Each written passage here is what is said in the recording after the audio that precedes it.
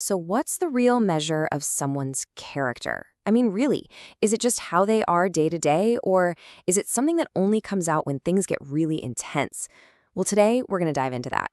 We've got two incredible old stories. One's about a prisoner standing right on the gallows, and the other's about a millionaire who loses absolutely everything. Let's see what they can teach us. Think about this for a second.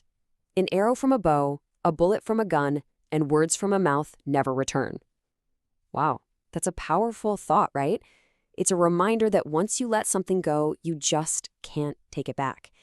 And, for the man in our first story, a couple of careless words, well, they're going to end up being way more deadly than the crime he was accused of in the first place.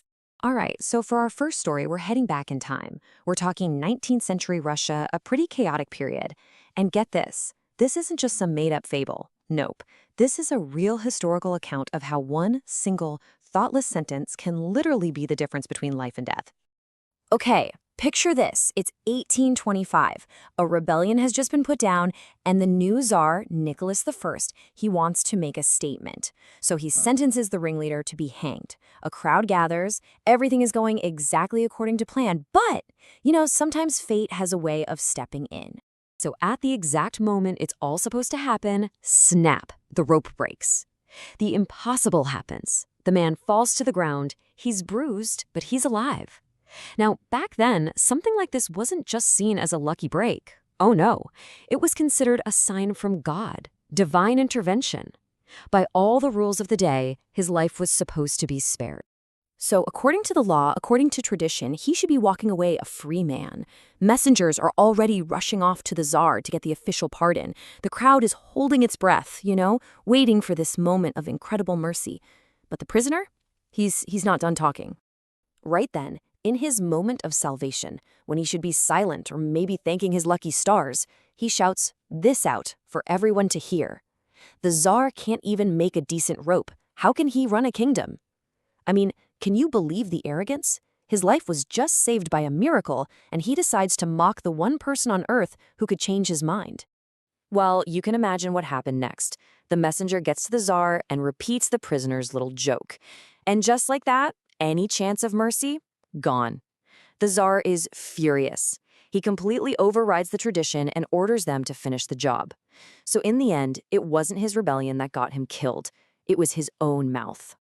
So that first story, wow, it really shows how character gets tested when you're suddenly given a second chance. But our next story looks at the other side of that coin. It's about how we handle not just complete disaster, but also total success. This time, it's not about the words you say out loud, but about the perspective you hold inside. Okay, so let's meet our second guy. This man, he had everything you could imagine. A booming business, tons of money, respect, and then he loses it all. The whole empire just crumbles to dust. The money's gone. Even his so-called friends are gone. He's left with absolutely nothing, and he's so lost in despair that he's starting to think there's only one way out of his misery. So when he's at his absolute lowest, he hears about this wise old man who lives out in the wilderness. With just a tiny spark of hope left, he goes to find him.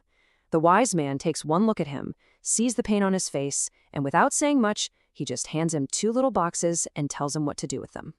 So the instructions were clear. Open the first box right now when you need it most.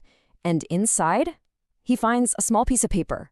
And it just says, "Bad times, it will pass." That's it. No magic formula, no secret to getting rich again, just a change in perspective. And that simple idea, the idea that all this pain wasn't going to last forever, was just enough to light that fire of hope in him again. And with just that one sentence fueling him, everything changes. He starts to believe in himself again. He finds his courage. And for the next 5 years, he just works his tail off. Bit by bit, he rebuilds everything he lost, and he becomes a millionaire all over again. So now he's back on top. He's at the peak of his success, feeling totally invincible, right? And then he remembers the wise man's other instruction. When you feel like you have everything, open the second box. So he does. And the message inside? Good times, this too shall pass. What a powerful lesson in humility, huh? It's a reminder that just like the bad times don't last, well, neither do the good times. It's all temporary. Okay, so we have these two stories. A man saved from death by a miracle, only to be killed by his own pride. And another man saved from total despair by a simple piece of paper. So what do these two very different tales have in common? Well, they both point to one really powerful idea about how to find someone's true core character. And here it is. This is the big idea. You don't really see who someone is on a normal, average day. You see it when they're pushed to the absolute extremes. The first test is adversity. When you have nothing left. How do you act? Are you resilient like the businessman, or do you lash out with arrogance like the prisoner? Then there's the second test, the test of power. When you have everything, when you're on top of the world, do you have the humility of that businessman reading the second note, or does something else, something less flattering, take over? So, in the end, these stories are telling us that adversity and power, they're like the two great forges that reveal our true selves. And it really leaves you with a question, doesn't it? I mean, it's pretty easy to know who you are when things are just normal. But who are you when you hit rock bottom? And maybe even more telling, who are you when you're standing on top of the mountain?